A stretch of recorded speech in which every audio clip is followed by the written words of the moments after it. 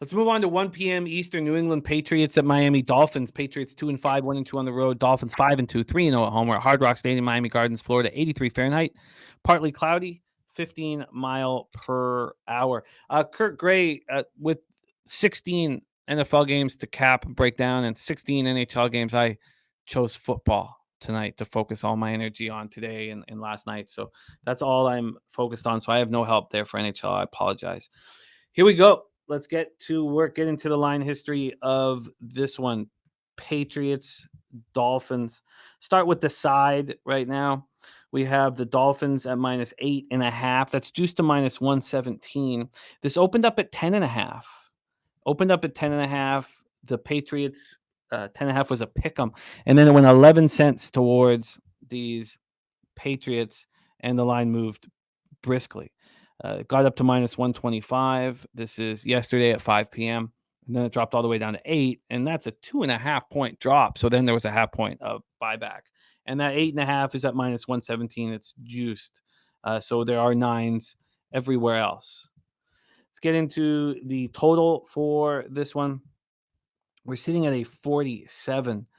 This opened up 47 -107 to the under. So we've had 8 cents of movement to the under. It's not -115, but the initial move was towards the over, but it's flipped back towards the under.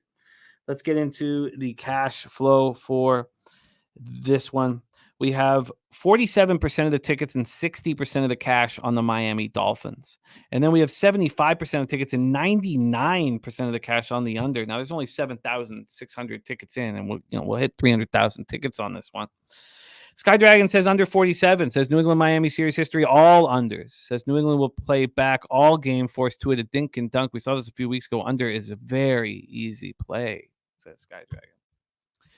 New England snapped their 3-game losing streak with a 29-25 victory at home over the Bills. After scoring 20 points combined in their 3 previous games, they put up 29 and 364 yards. They averaged 12 points per game. That's what they average. Mac Jones was 25 for 30 for 272 yards, 2 touchdowns, no picks. He actually looked okay. Kendrick Bourne caught 6 of them for 63 yards and a touchdown, but he did lose a fumble.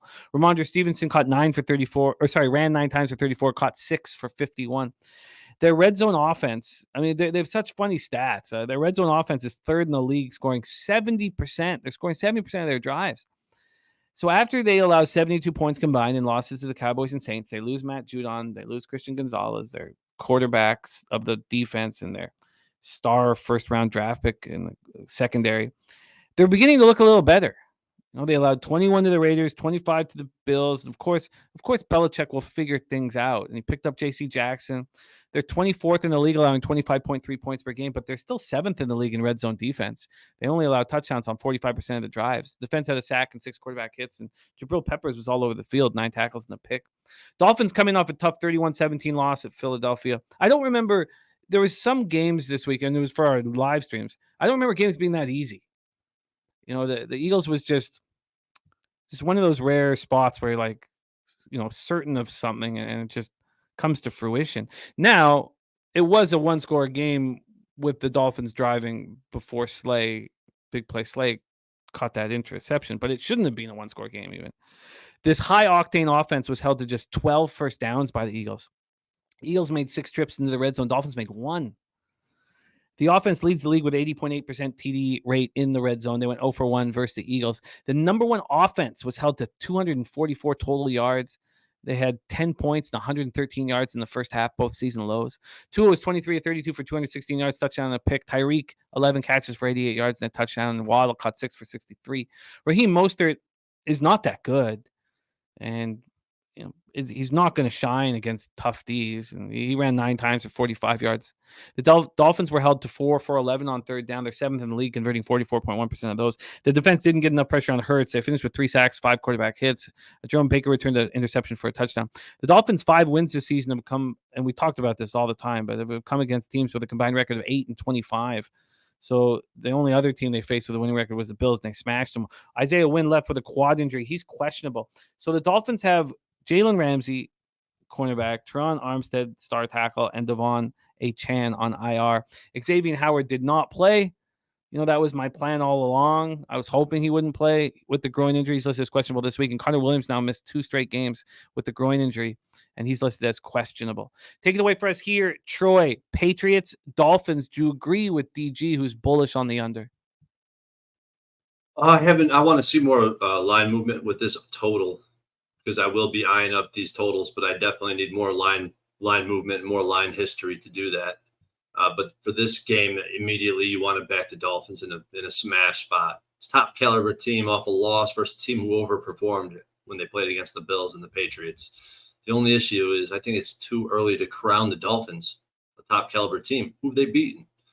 The teams they've beaten combined for a 5-24 record straight up, which is not enough to prove to me that they deserve to be considered a top caliber team. And I watched almost every play of this Patriots Bills game.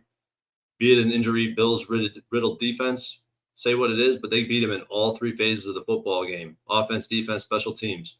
The noise canceled score had a wider margin of 29-22. They had 5 drives into the red zone, 3 touchdowns from those drives. And Mac Jones, like I said earlier, best rating in the past 2 seasons. Ultimately, I would be looking to back the Patriots in this game, but I have too much. I'm still working through scar tissue with this team from earlier in the season. I can't be back in the Patriots, and I definitely won't be back in the Dolphins. So I'm off this game. But the total is definitely going to be interesting to see how it develops.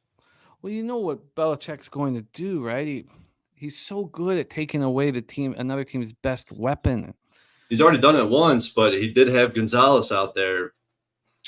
J.C. Jackson, I mean, there's a reason why he signed the $82 million contract. I know he looked bad with the Chargers and was let go, but there's a reason why that contract was signed. Can they win? Can they hold the ball on offense long enough? I think that's also going to be part of it. Take away Tyreek Hill and be methodical on offense. You have to get first downs. If you look at the stats from,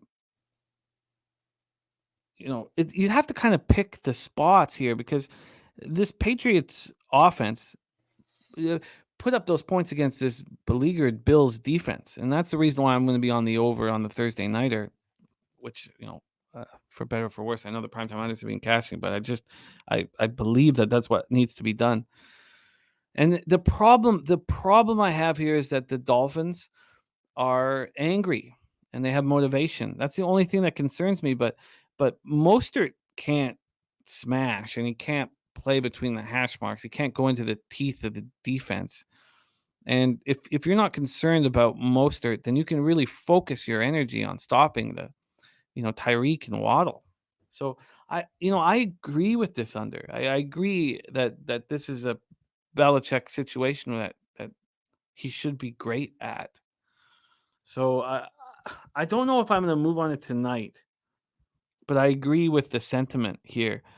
And if this total creeps down, I mean, this is right near the range I was talking about earlier with the Cowboys. It's at 47. If we see a 46 pop, I will be moving on this under. I'm going to mark it down, make asterisks and all that. I mean, the whole goal for Belichick will be, take away Tyreek and keep them off the field. So it'll be, Zeke and Ramondre all day. So I'm going to need more time. Do you think people scoff at maybe you scoff at it, Jimmy? Does it make sense to you? I'm kind of it's kind of counterintuitive how I do it, but I would rather take a 46 knowing that Pinnacle moved that line down than take a 47 as it sits right now. No, I get it. I can understand it, and it's working for you. Al Civic says, why are you dumping on Mostert having a hell of a season? Just because I know who he really is. I've watched him through his whole career. So he's got the perfect football team, because you have to be so concerned with the wide receivers. I just don't think. I think he's a fine backup. Sure. Yeah, I mean, he can change speeds and things like that. But I've seen him. I've watched him. That's all. Let's roll on, though. We roll on that.